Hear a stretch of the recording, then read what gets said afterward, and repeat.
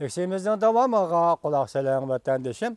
Bu iş elbette çarlaş, yaki Janubi Deniz çarlaş elip biriş, Cungo hükümetinin narazılığını qozgıdı. Oqşaşda xalqara cemiyetinin diqqatini qozgıdı. Yer şarının hocayını Amerika Qo'shma Shtatlari bilan amdili baş ko'targan Jungoning bunda kuch sinashqanligi qaysi nishonga qarab taraqqiy qilishi mumkin? Dünya to'rt ko'zi bilan kutmoqda. Amdili baş ko'targan Jungoning baş ko'tarish asoslari nimada? Singapurning gazeta tahriri bu to'g'rida bir narsa demadi o. Jungo nimaga asosan baş ko'targan davlat hisoblanadi? Amerika'nın bu qatim Janubi dengizda 12 dengiz mili atrofida çarlash elib berish vaqtcha intayin atrofli planlangan. Chunki dal shu vaqtda Beijingda 18-navbatlik 5-umumiy yig'in chaqirilayotgan, echilayotgan payt edi.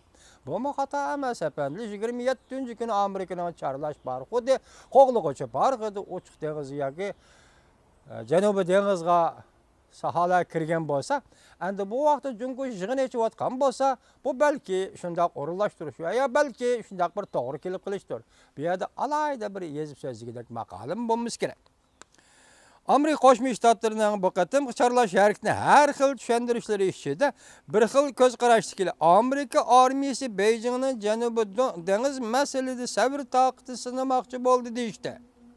Jungoning navbatdagi Janubi dengiz siyosati mujmal bo'lg'achqa, Amerika armiyasi Beijingning ko'zorini oshkorlashiga besim ishlatib, Jungo siyosatining, ya'ni Janubi dengiz siyosatining sabr toqatini va oxirgi chekini ko'zorini oshkorlashga besim ishlatdi dedi.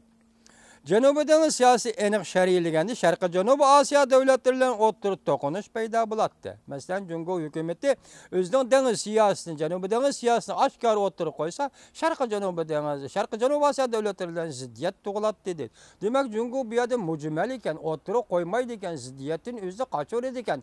Sharqiy Janubiy Osiyo davlatlarining gap qilishda o'zini qochiradi ekan. Ammo unda nima asos bilan bu rayonda vaziyatni Amerika jiddiylashtirgan bo'ladi yoki Sharqiy Janubiy Osiyolar jiddiylashtirgan bo'ladi.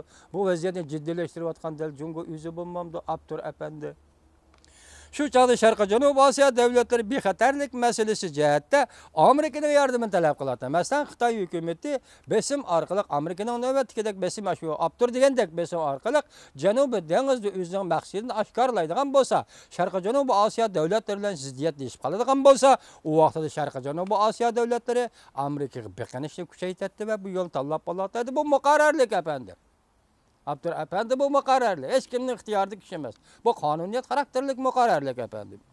Undaqda Amerika armiyasi Janubiy dengizda bemalol tura oladi. Demisimi Amerika armiyasi bu 50-yildan boshlab Janubiy dengiz deymiz, Tinch okean deymiz, Osiyo deymiz, bu yerdan chiqib ketganimi yo'q. Endi hozir Xitoy hukumatı bu yerda orol yasashga boshlaganda Amerika armiyasi bu yerdagi dengiz okeanning erkin qatnashini, xalqaro qatnashini qo'g'dashni tashabbus qilyapti-ku, boshqa ko'z qarashda emas. Şuna yana bir xil ko'z qarash kelar bo'lsa, mundaq deydi. Amerika Jungoning Janubiy dengizda asahala qurilish elib berishini cheklash kerak. Amerika Qo'shma Shtatlari Jungoning Janubiy dengizda orol yasab, hodi tosh tiklashning oxirgi maqsadini oshkorlash to'g'risida Jungoga besim ishlatish kerak. Bu yana bir xil ko'z qarash kishilarning gapi, fikri.